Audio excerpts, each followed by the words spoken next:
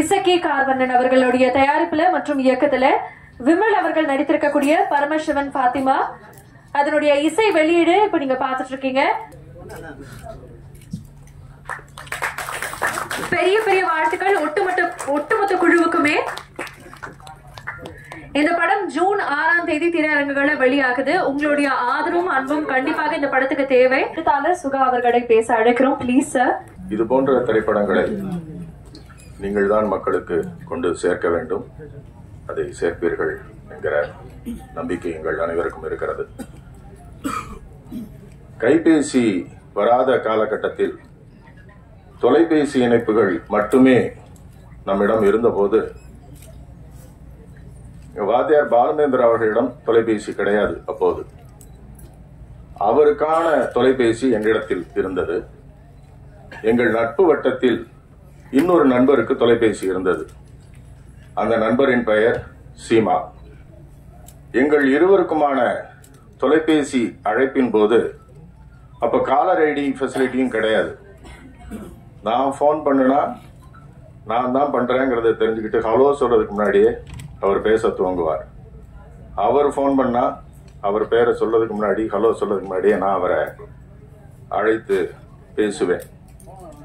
இப்போது வளர்ச்சி எப்படி இருக்கிறது என்றால் இந்த கைபேசி யுகத்தில் நாங்கள் இருவரும் தினமும் குரல் செய்தியில் எங்கள் செய்திகளை பரிமாறிக்கொள்கிறோம். எங்களோடு இணைந்து எங்களுடைய குரல் செய்தி குழுவில் மிக முக்கிய உறுப்பினராக இருப்பவர் மேடையில் இதோ அமர்ந்திருக்கிறார், எங்கள் மரியாதைக்குரிய அண்ணாச்சி திரு MS பாஸ்கர் அவர்கள். அந்த பெருங்கலைஞனின் மாபெரும் ரசிகர்கள் நாங்கள் இருவரும். எங்கள் குரல் செய்தி குழுவை கெடுப்பதற்கென்று இன்னொரு மகா கலைஞர் இருக்கிறார். அவர் இந்த நிகழ்ச்சிக்கு வரவில்லை. எங்களுக்கு எதிர்ப்பு தெரிவிக்கும் விதமாக இந்த விழாவை அவர் புறக்கணித்திருக்கிறார். அவருக்கு என்னுடைய கண்டனங்களை தெரிவித்துக் கொள்கிறேன். அவர் பெயர் திரு இளவரசு. இப்படி எங்கள் குழுவில் இருக்கிற இன்னொரு சகோதரர் திரு இசக்கி கார்வண்ணன் அவர்கள்.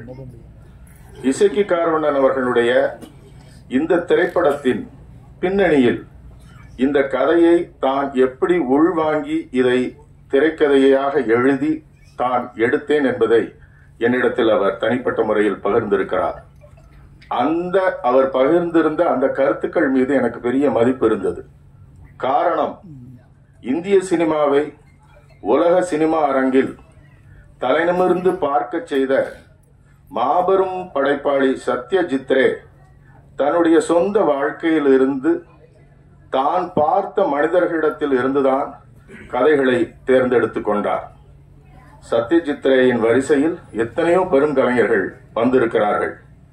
சகோதரர் இசக்கி கார்வண்ணன் அவர்கள் அவருடைய ஊரில் அவர் கண் முன்னால் நடந்த சம்பவங்களை வைத்து அவர் பார்த்து பேசி பழகிய மனிதர்களை மனதில் வாங்கிக் கொண்டு அந்த உணர்வுகளை அவர் திரைக்கதையாக எழுதி இந்த படத்தை எடுத்திருப்பதாக என்னிடத்தில் சொன்னார்.